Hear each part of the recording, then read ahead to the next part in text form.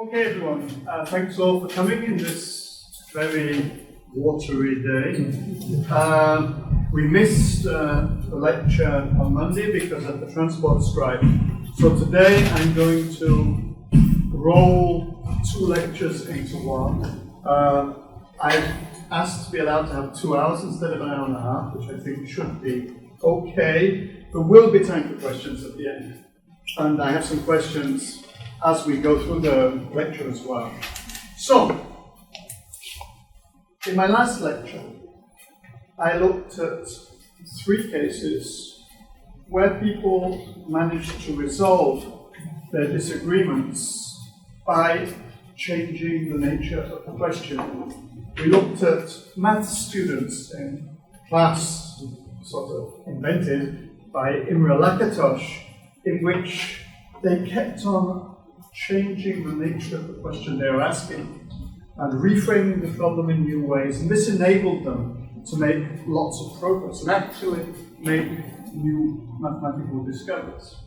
Then we talked about a woman called Candice Benbow, who was tweeting about how she defused a potentially nasty situation with a neighbor. The neighbor was having loud house parties at 3 a.m. in the morning.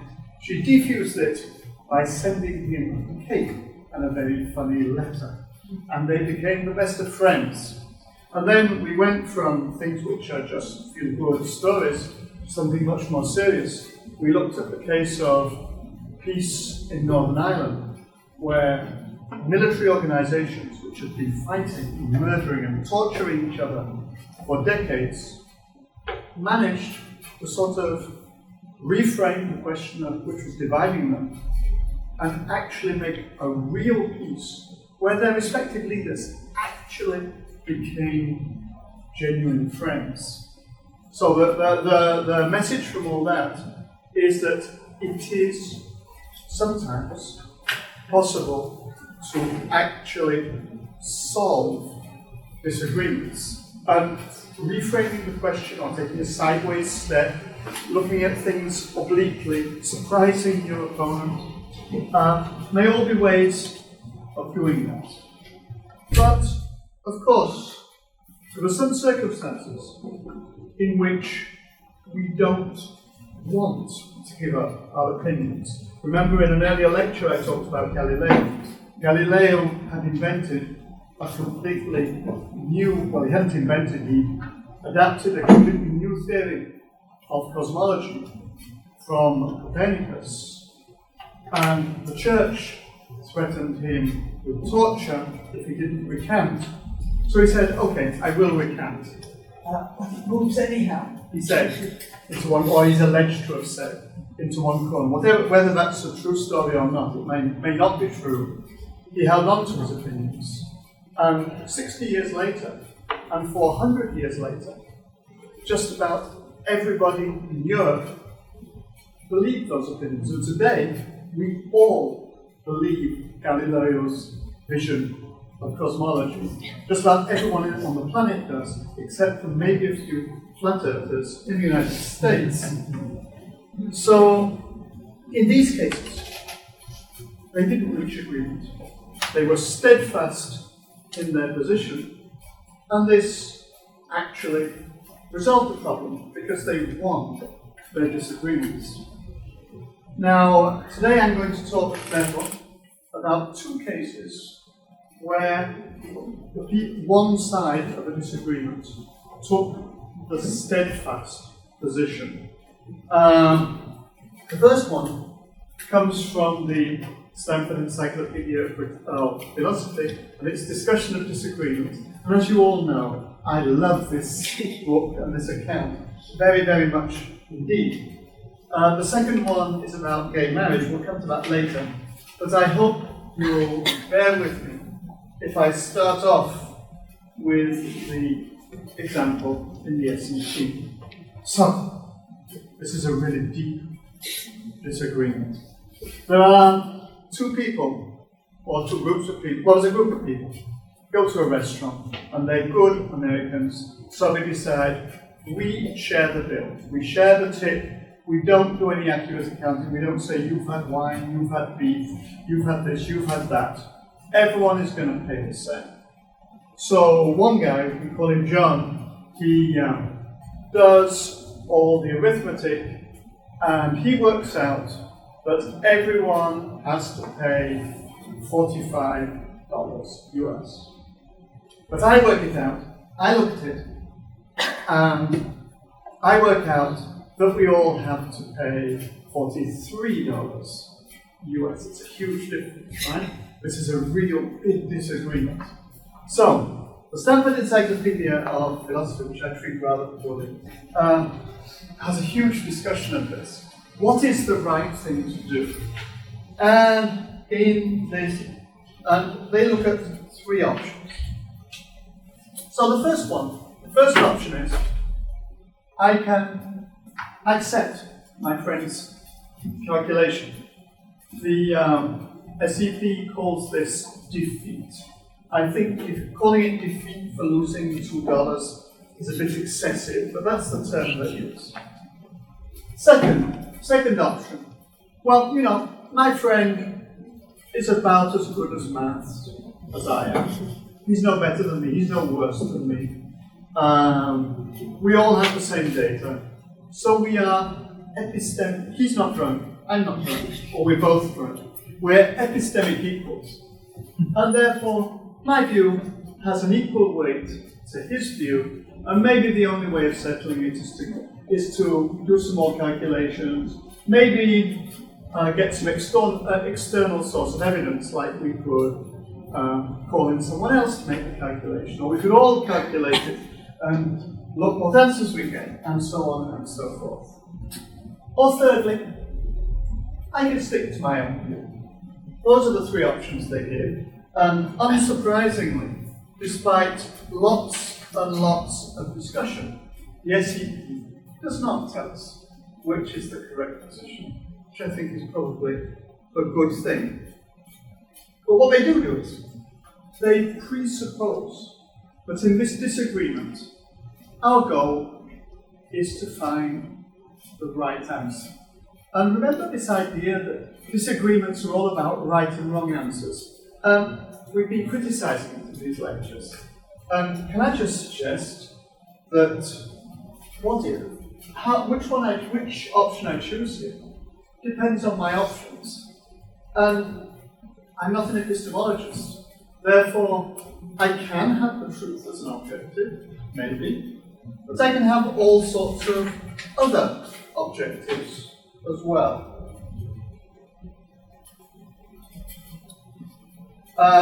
Okay, maybe I want to find the right option, and I have I personally suspect the right answer is to call in somebody else. That's going to be a bit expensive in time, if nothing else. Lots of people have to do calculations. So, do I want to do that? Maybe I just want to avoid the timing discussion. I can afford $2. Let's just say my friend is right, anyhow. So, in that case, I choose the option which SEP calls defeat. Or, my friend's going through a hard time. Everyone always says he's wrong. He's just failed his exams last week. Maybe I should just show deference and care for my friend and not hurt his ego anymore by proving he can't do arithmetic. Maybe I should accept defeat anyhow. Or maybe I am aware of how little waiters earn, and I think this is unjust.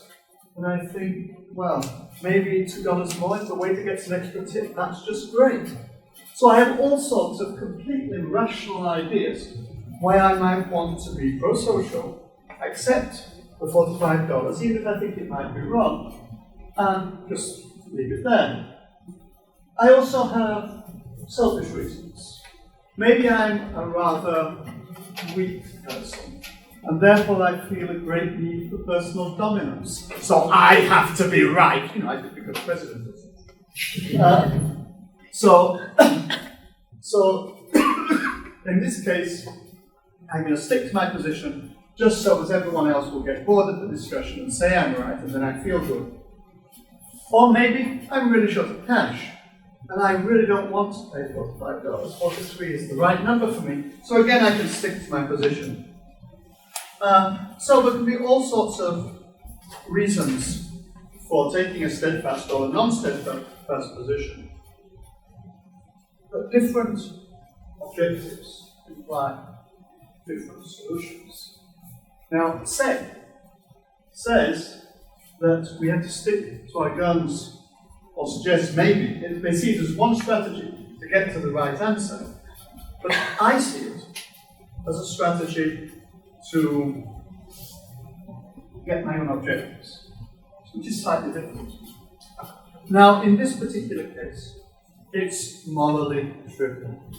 Really, there are absolutely no big issues involved in whether I pay $43 or $45 at the restaurant. But I think there are some cases where it is actually justified, right, and effective for you to take a steadfast position. The ones we've just talked about aren't really good examples. So I would. And why? Well, going back to our Nietzsche discussion earlier, Nietzsche said that values are not something we find out in the real world. He's not a moral realist. They're not facts. They are something which human beings create. Nietzsche had a strong idea that the sort of humans who create new values are people like himself. Contemplative thinkers, he called them. Now, I have a lot of doubts whether new ideas in the world actually come from contemplative thinkers, otherwise philosophers would have a bigger social role in the world than they actually have, and we know that philosophers do not rule the world. But what can cause the creation of new values are big cultural, religious, social, political movements which are steadfast in their positions and use their positions to actually change the values people hold to and to create new values and new framing of the question. And that's what I'm going to talk about in my second story, which is about gay rights, or you could call it the gay liberation movement, or you could call it the movement for marriage equality. It's called itself all those things over the last few years. Now, on June 26, 2015, the United States Supreme Court, which is not a very radical organization, declared that gay couples throughout the United States had the legal right to marry, and that every state, including ones which didn't like gay marriage, had to recognize the marriages that had taken place in other states. Now, Justice Kennedy, who has now resigned from the court, wrote the sentence on behalf of all the other judges. And I want to read you this sentence because the language it uses shows how the problem has been framed.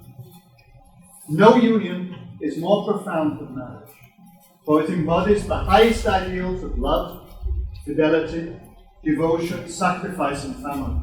In forming a marital union, two people become something greater than once they were. As some of the petitioners in these cases prove, marriage embodies a love that may endure even past death. It would misunderstand these men and women to say they disrespect the idea of marriage.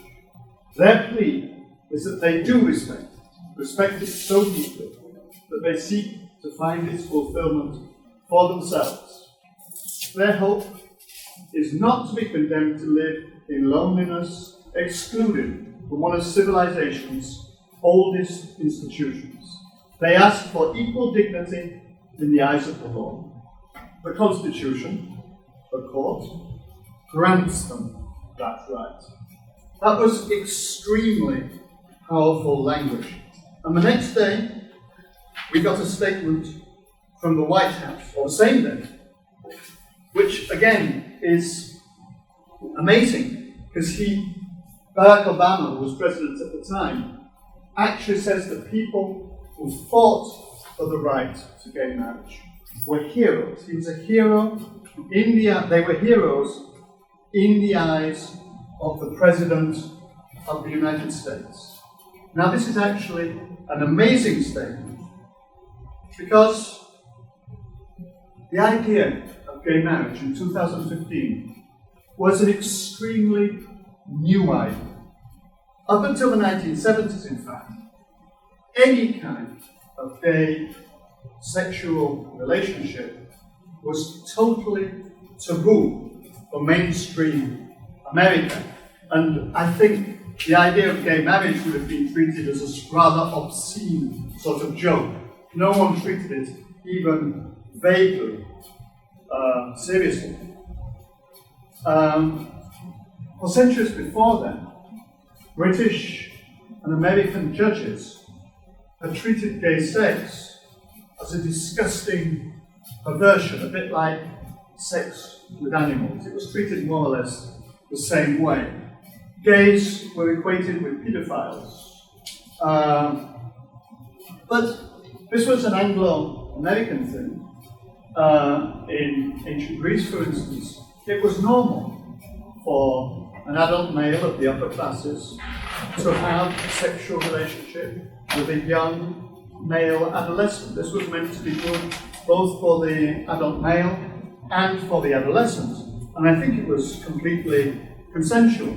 The same thing applied in Renaissance Florence. But what is true is that in the Anglo-Saxon world, which of course had a big influence on the Philippines, gay sex was completely taboo. This is an extract from the sentence which British judges passed against Oscar Wilde, the playwright, when he was sent to prison for his homosexuality, which, as you can read here, was regarded as being fundamentally disgusting. A bit later on, homosexuality was treated less as a perversion, more as a mental disease. In fact, the DSM, the Bible of psychiatrists, classified homosexuality as a disease well into the 1960s. And this is an extract from a psychoanalytical article from that period, 1966, which shows the way that mainstream psychiatry and psychology thought about homosexuality. The homosexual ritual is a reparative maneuver for healing a gaping flaw in one's sexual identity. Not the sort of language you would use today. But it was even worse than that. That's bad language. There were a lot of practical effects. Gay people had virtually no civil or political rights. They couldn't leave their goods or their home to their self-same partner. If the partner was sick, they couldn't take medical decisions on his or her behalf. There was no way two gay partners could own property or adopt children. Gays were discriminated in work, they were discriminated in housing, they weren't allowed to join the armed forces. If a politician was known to be gay, that was the end of his political career. If you tried to advocate for gay rights, which almost nobody did, that was the end of your career. You had no right to artistic expression. You couldn't write books and things about gays. You had no right to a family life, and also at the same time, in America and in my country, in Britain, there was extreme violence against gays. Gays would get beaten up, and in a significant number of cases would get killed, often in rather horrible ways. But while all this was going on, these sentences come from the early 20th century, but I could have taken samples later in the 20th century or 19th century. Various things were happening. Religion and religious taboos were getting weaker. in some bits of Europe. In France, all the laws about prohibiting non-consensual sexual relationships were actually abolished with the revolution after 1789. We started getting large cities and urban culture in places like New York or Chicago, San Francisco, London, Los Angeles, Paris, Berlin. And this urban culture also contained an underground gay culture. There were places, were dance halls where gays would go, and they'd be allowed to go. There were bars where they'd meet, and this sort of thing. We had what I call sexual liberation, but round one. You've all heard of sexual liberation in the 70s with Woodstock and the hippies and so on. But actually, if you went to Berlin or Paris in the 1920s, or Russia too, you would find lots of people living very emancipated lives, not getting married, both heterosexual and homosexual relationships. And this was completely open and no one cared. You've got some gay culture. America's greatest modern poet, Walt Whitman, wrote a whole series of openly gay poetry, though if you learned it at high school, you get it interpreted in such a way, he was just a friend. Yeah. I long to lie with you tonight with my arm round your breast, friend. Okay. It began to be realized that homosexuality was actually normal.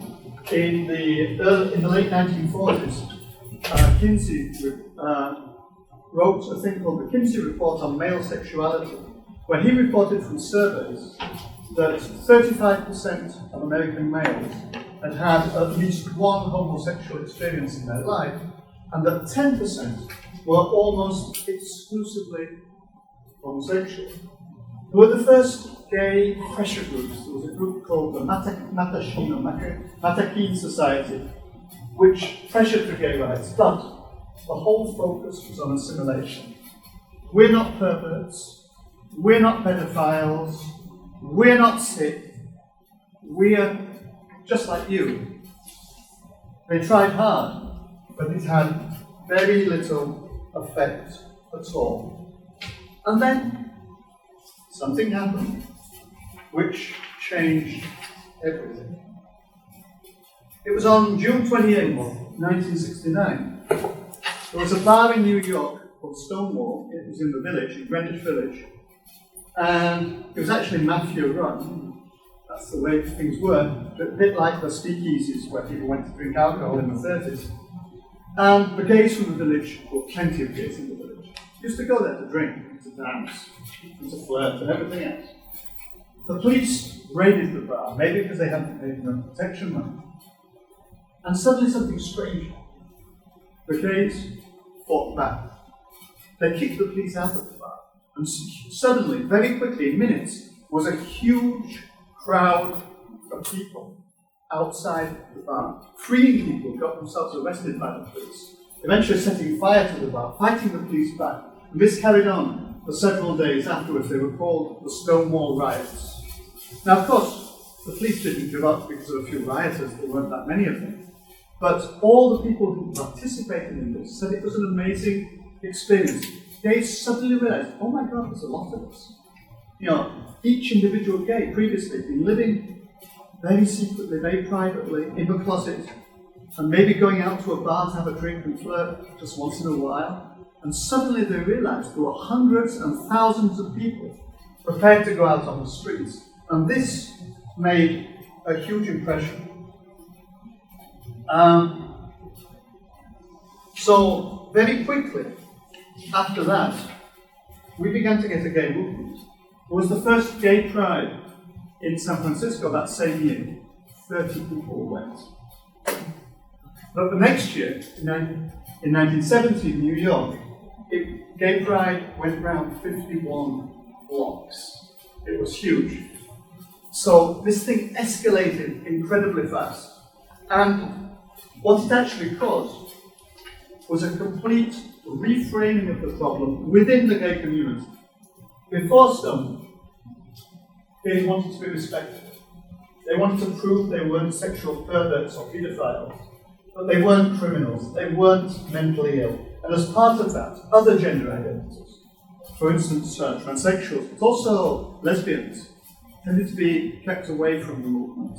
They're not respectable. They will stop us getting respectability. There was one in Gay Pride in New York in 1970. Lesbian couples weren't allowed to hold hands because the movement, not the police, thought that that might put people off. So that was 1970. But after Stonewall, it completely changed. The framing now was, gay love is beautiful, and it's a cause for celebration. And gay liberation is just one component in the struggle to free society. So, freeing gays is the same as freeing women, which is the same as liberation for black people, it's the same as liberation for Vietnam, and so on and so forth. And it had to extend not just to male gays, but to all forms of sexuality which were not heteronormative. So now, very quickly, the gay said, we made a mistake about the holding hands, we made a mistake about transsexuals, they haven't been part of the movement. There was a rejection of traditional gay roles.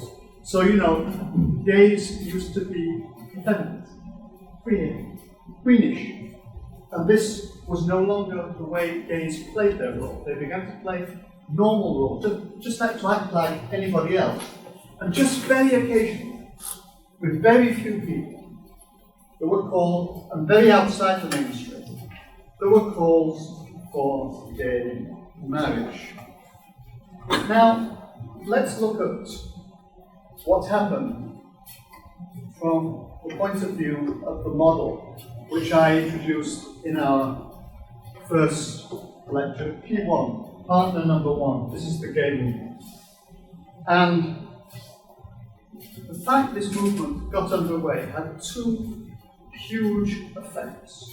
First of all, it had an effect on gays themselves. When gays realized how many of them there were, I don't think any people knew it intellectually, but they didn't know it emotionally. When they realized that, they very rapidly became supporters of the movement and actively involved in this movement. But something else also happened. The red ones are the opponents. Things happened to previously neutral observers. The progressive movement up till 1970 didn't really like gays. They weren't respected. They were effeminate.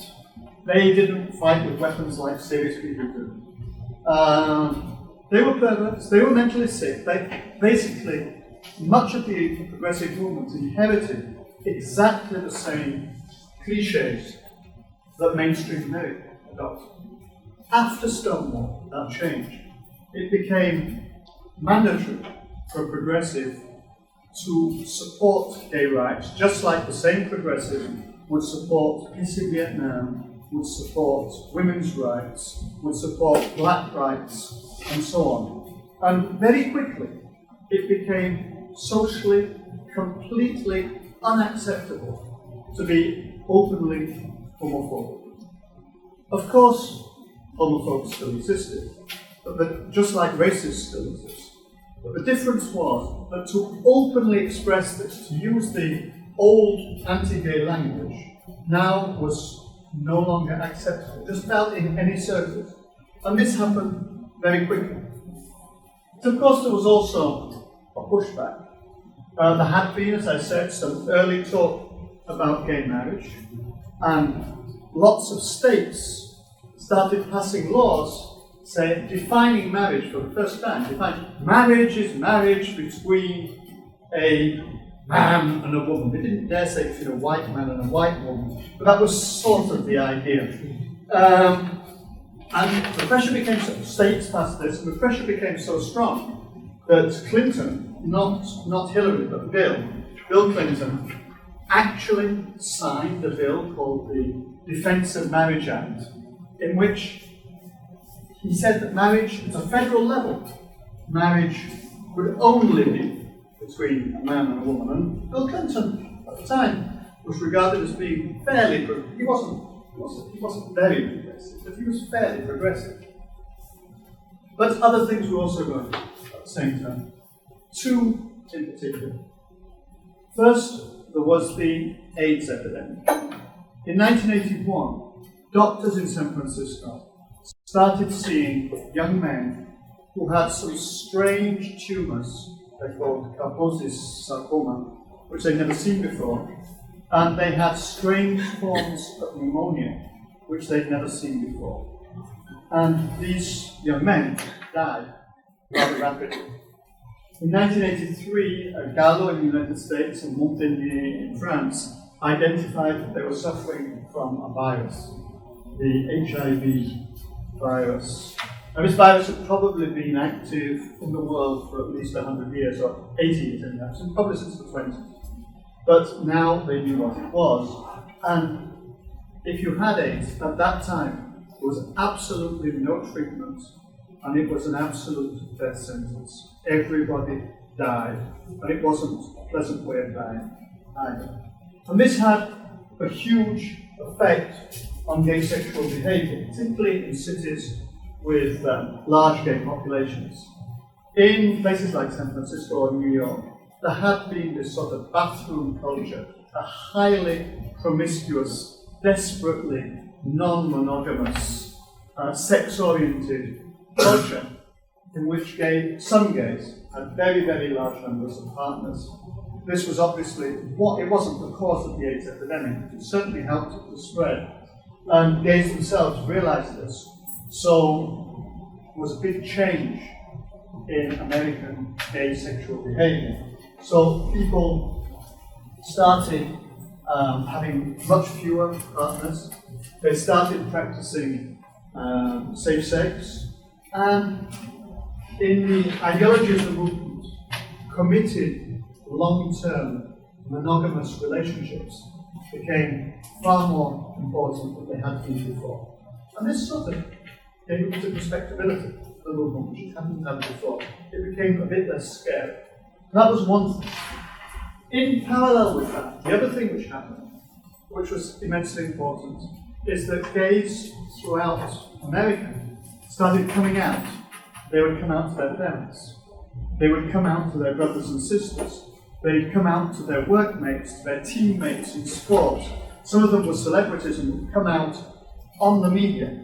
And this again, it made the gays themselves realize how many of them there were, how strong they were. And it also made outsiders realize how many gays and how there were and how strong they were. Some were media celebrities, some were politicians, some were important business people. Many were completely well-integrated members of the American middle and upper classes. And they were all potential consumers, which is always interesting in American terms. And so, for centuries, this community, which had been completely invisible, although it had existed, became a real community, became self-aware, and everyone else became aware of it too. To say it in two words, it became a valuable part of American capitalist society.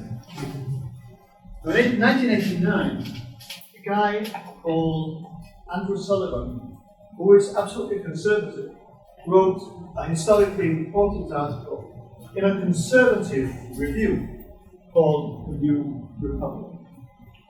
And he made the argument that we have to give gays marriage rights. He saw this not because it was their civil right, not because we had to be nice to gays. He said it would stabilize gays in society. It would make gays a proper part of American society.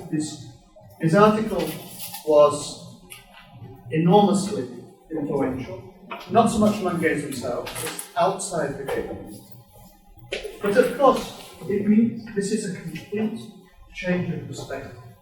We go to 1970, and we have a revolutionary movement calling for liberation, fighting against middle-class America and against the American state. Now we have a call for gays to be integrated in the community to love each other, to be able to be allowed to love each other like anybody else, and therefore to have the same rights to marry as anybody else.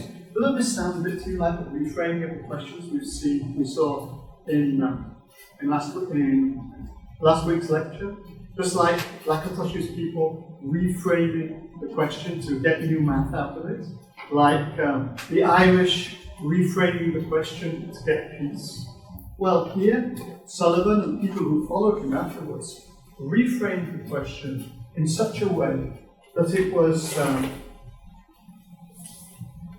that suddenly gays were respectable and okay. Now, this was very important for gays themselves. Before this happened, there were a lot of middle-class, high-earning, conservative, Republican voting gays who weren't at all happy with the gay liberation movement. They were promiscuous. They gave bad publicity to gays everywhere. They really looked like perverts. You know, no one liked them. They were unpopular. So how can I come out if I'm going to... I wear this nice suit, I go to Wall Street every morning. How am I going to come out if I have to be identified with these madmen?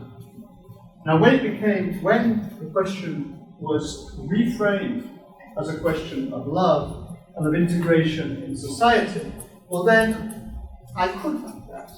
And many, many conservative gays backed the movement. And many, many conservatives from outside the gay movement also accepted it for similar reasons, and also because the gay market was a very big market of rather well-earning people. Don't know about this. Sorry, that's not. In 2005, I was actually in San Francisco, and I went to see the first ever Hollywood gay love story called Brokeback Mountain. It was based on a story by Andy True, and I thought it was a good film. But anyone can have their own opinion about the film. But what I observed in the theatre was, at the end of the show, everyone just stood up and applauded for 10 minutes. So it was hugely moving. It really was a big, big event. But suddenly, gays were in the mainstream. And the decision by the Supreme Court in 2015 echoed the language of Sullivan in his article and recognized that the right to love could be given to everybody. So, let's look at that through the eyes of my beloved Bessie. So what had the gay movement done? It had rejected defeat. They could have just said, we will just carry on existing, we'll carry on staying in the closet, we'll carry on going to our secret bars, maybe we protect them a bit better, and that's it. The gay movement didn't accept that at all. And the fact there were so many of them, the fact they now recognize they really were a legitimate large-scale movement made it much easier for them to reject it. They also rejected compromise, or say an equal weight solution. People said, we can give you some civil rights. Okay, you can inherit property. Okay, we will persecute people who beat you up or who murder you. Okay, we'll do this, that, and the other. That would have been a good political compromise. And I must say, even for myself, when I looked at the debate at that time, I thought that's where it's going to go. They'll give them some rights, just like they've given a few rights to blacks. But this is not going to go anywhere. They're not going to get the real things they're asking for. But neither of those two things happened. What actually happened is, the gay movement as a whole, including people of very, very different political tendencies, from extremely left-wing to extremely conservative, came together and said, we want to be visible, so people were coming out. This is an immediate political action taken by people. And it gave its own framing of the problem and its own objectives. And this was a virtuous circle. The more gays came out, the more gays stood up for these positions, the easier it became for everybody else. I know gays who've come out and told me when they discovered, but nearly always, they said, I came out when I heard that so-and-so came out. And when they were out of the closet, the world was a different place. So this movement had a huge effect on the personal lives of people. Now, I said, therefore, that being steadfast in this particular case was a very successful move. The gay movement got what it wanted, or a lot of what it wanted, most of what it wanted. It was successful. The other side has simply lost. Today, even Trump doesn't seriously challenge the right to gay marriage. Neither do any conservatives in the United States. Just a bit of quarreling about whether cake shops can sell cakes for gay marriages and things. But I think this is skirmishes. The battle's over, but at least for the moment. But being steadfast is not the same thing as being dogmatic. During this story, I told you, the gay movement changed its framing of the question at least twice. It changed it from just looking for respectability to liberation, to radical left-wing liberation. It changed it from radical left-wing liberation to a more conservative position of the right to love and the right to be included in society. I think, this is of course a personal opinion, I can't prove it, but neither of the original framers could ever have won for the movement the rights it has today. It could never have won gay marriage or any of the other big victories the movement has had. So, and adopting those positions has cost the movement exactly nothing. They've not lost anything substantial at all. So, steadfastness, yes. Being rigid like a metal pole and sticking to your dogmas, no. And that, winning a disagreement. If you look at the model I was developing with supporters, with observers, it's a political process, which means you have to strengthen your supporters. It means you have to win over neutral people. It means, if possible, you have to win over the less steadfast of your opponents. Now, that doesn't mean you have to make compromises. If I look at the Lakatosh math students, they didn't say, half of what the other student is saying is okay, half is wrong, therefore we'll take it halfway. They didn't say that. They said, no, I'm right, I stick up for what's right. If we look at the Irish people, they didn't make a compromise. They didn't say, we'll give up half our rights, the other half we'll accept. They reframed the problem in such a way that they could actually get a proper solution. And the gay movement didn't give up its rights either. It didn't reach a compromise. It really was steadfast. It was steadfast in its goals, but it was flexible in its framing of the problem and the way it pursued the problem. In brief, being flexible, being open-minded, not being ideological, being able to reframe a disagreement, it doesn't just help us to reach agreement, as in the Lakatosh case, as in the Irish case. It can also help us to win disagreements and battles and arguments where we don't agree with the other side and where we don't have any intention of making a compromise and where we shouldn't make a compromise. Now, in Taoist philosophy, which I'm going to be talking about in about 2.5 minutes in my next lecture, there's a comparison between a wise person, a sage, and a bamboo stick the very rigid pine tree. When the Baguio comes, the pine tree gets blown down. I see them all on the street. I go to Alabama and I see fallen pine trees. I also see bamboos. I've never seen a bamboo that pushed down by a storm. It bends. It doesn't break. And so, if you want to be wise in those things, it's very good. Maybe you can't break, you mustn't break. But bending occasionally can be extremely useful. And I'm going to be talking about bending, being flexible, and the towel in just a few minutes. But before that, this is the last time I'm going to be talking about being steadfast. Do you have any questions about that?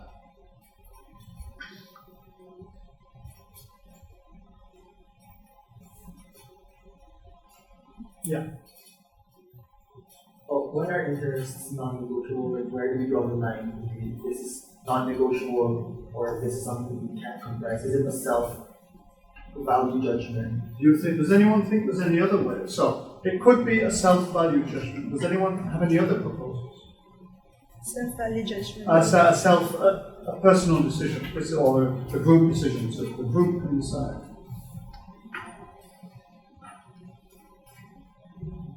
Well, my personal position that there are many different, some people are moral realists and they say there are moral facts out there which should guide you. I don't personally believe in that. So for me, I think that your position, if it really is natural for you, if this is defending your things which are vital for you, then you have to stick up for it. This is what we are.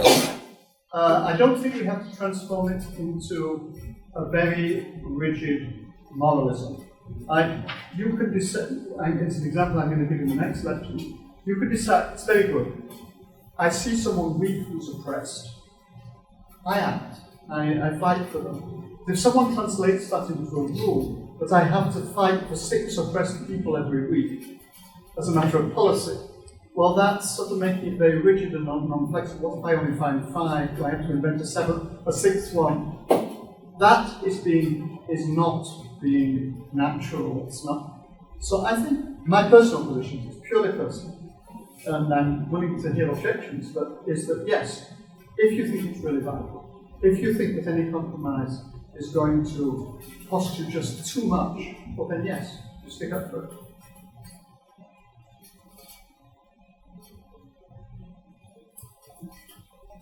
Any other? Yes. So I was really fascinated by the part where you talked about they adopted different frameworks, right? Respectability, then radical liberation, and then they took a conservative position. So for me, it's like they're exploring the spectrum. Yeah. And do you think that the same conclusion could have happened if they would have still done respectability to the conservative position, or was it necessary for them to go across and become radical and then go back to the conservative? Would you say that those positions are also necessary to get the same goal? That's a counterfactual. What would have happened? What would have happened if history had been different? I really don't know. I suspect, though, the radical thing had a huge mobilizing effect.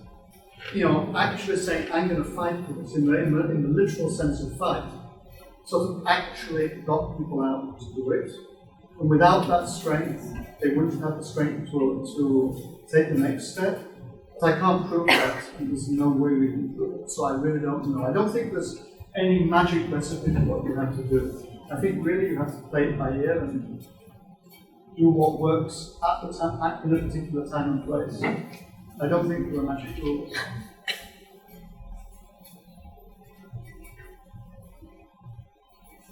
Other questions?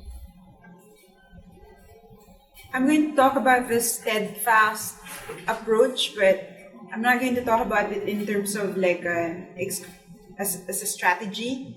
But now that your discussion goes right in the example of gay marriage, I think it's very interesting that if you take a steadfast approach, it matters very much what the object of steadfastness is. Yes. The set of claims And I think in the gay marriage example, it was very interesting because the people who were taking a steadfast approach themselves were discovering, so to speak, what they were steadfast about.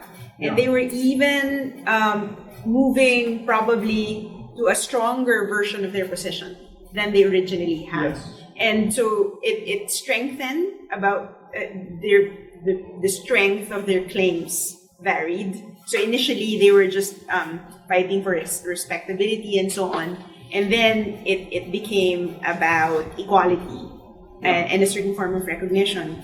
But also, so the strength of the claims themselves varied. And also the degree of steadfastness. I suppose steadfastness comes in degrees also. It's not like a binary thing. Yeah. So I think we can talk about a variety of like versions of and I that think approach. another thing which is very important is that I slightly simplified reality. I said they framed it this way, that way, the other way. Now there was never one gay philosopher, contemplative man, who said, this is now our position. Now I've worked it out, this isn't going to work, so our position is now this. And now, that's not going to work, so we'll change again. That never happened. What happened were, there were millions of discussions among millions of people, and that's one of the reasons why discussion and disagreement is so useful. And these reframings of the question emerged from that. I'm sure Andrew Sullivan, when he wrote his article, talked to a very large number of gay people and non-gay people. And these interactions between people brought about this frame without any one person being responsible, doing it consciously, which is very, very rare. I think that's important when you have a disagreement. You know, you personally are not, even if you're a very important political or religious or philosophical person, you personally are not going to change everything. But you can convince a few people, or change somebody's view, or just make someone have a doubt. And the cumulative effect of you doing that and other people doing it may actually bring about very, very big changes. So the fact that you personally are relatively powerless doesn't mean it's not worth doing. But of course you are relatively powerless as an individual.